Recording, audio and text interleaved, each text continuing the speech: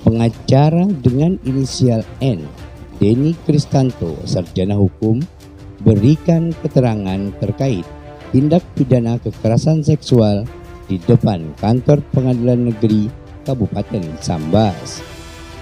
Menjadi perbincangan publik yang mana terkait dugaan tindakan pidana kekerasan seksual yang mana melibatkan oknum ASN yang bertugas di Kabupaten Sambas. Izin Pak, kita wartawan dari GNTV Indonesia Pak, mohon konfirmasi Pak atas kasus yang Bapak tangan ini dalam kasus W dan N itu Pak, lagi berperkara di Pengadilan Negeri Sambas Pak. Sedikit konfirmasi Pak. Baik, terima kasih. Pertama-tama kami ingin menyampaikan dulu bahwa hukum itu jelas, bahwa hukum itu apabila dia tidak diatur maka dia tidak dilarang. Apabila dia tidak dilarang, maka tidak ada perbuatan melawan hukum. Pertama-tama, saya menjelaskan tentang hukum dulu. Dan sekarang kita tentang pokok perkara yang sedang berjalan di Pengadilan Negeri Sambas ini dengan nomor perkara 33. Dalam perkara ini, dimulai dari pada korban adalah seorang perempuan dewasa yang berumur 31 tahun. Si terdakwa adalah laki-laki dewasa yang berumur 31 tahun. Mereka berpacaran. Mereka bertemu, dikenalkan, berpacaran pada tahun 2021. Mereka berpacaran. Setelah mereka berpacaran, mereka melakukan pertunangan dalam hubungan mereka di tahun 2022.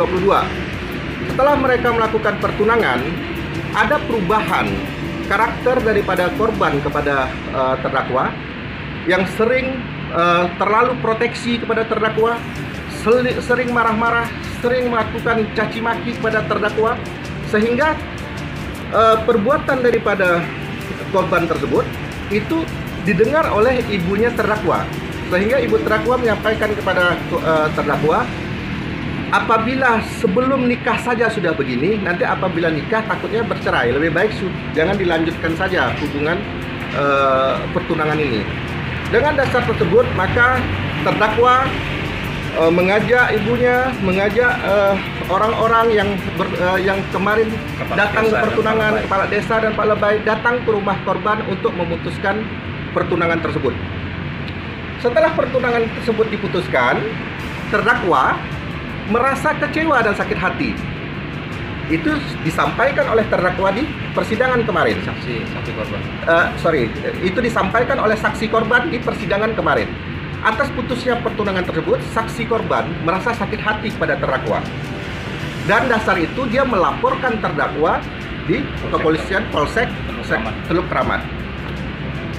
Korban sampaikan bahwa kepada persidangan itu dia melaporkan terdakwa karena dia sakit hati, pertunangannya diputuskan, pernikahannya dibatalkan. Dikuatkan oleh saksi yang atas nama Lina juga menyatakan hal yang sama, bahwa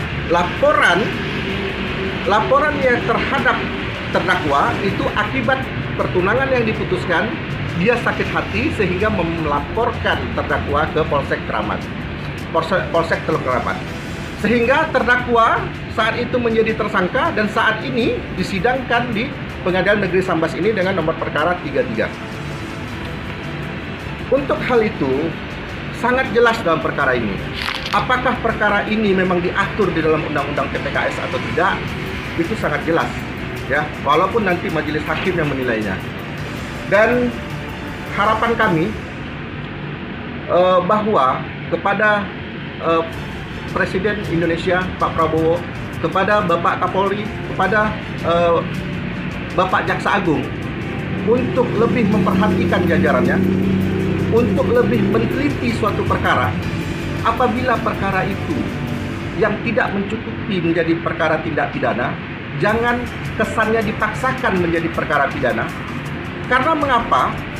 Perkara itu berlangsung dari tingkat penyidikan sampai ke pengadilan itu menggunakan biaya negara, sehingga beban itu ditanggung oleh negara.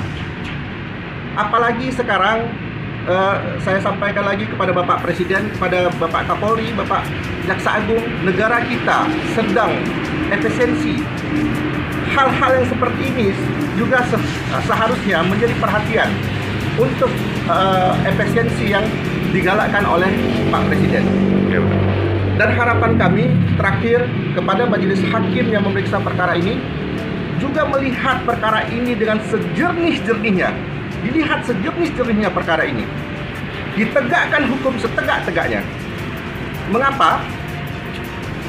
Karena jangan sampai perkara ini dilihat dari korban adalah seorang perempuan, terdakwa adalah seorang laki-laki. Karena antara perempuan dan laki-laki mempunyai hak hukum yang sama di Republik ini. Baik, akan ditambahkan oleh rekan saya. Ya. Oke, Pak. Saya tegaskan kembali bahwa kita juga tidak memahami apa yang dimaksud dengan cinta terlarang kemarin. Namun, untuk dalam hal ini tidak ada penghalang antara saksi korban berinisial W dan terdakwa berinisial N.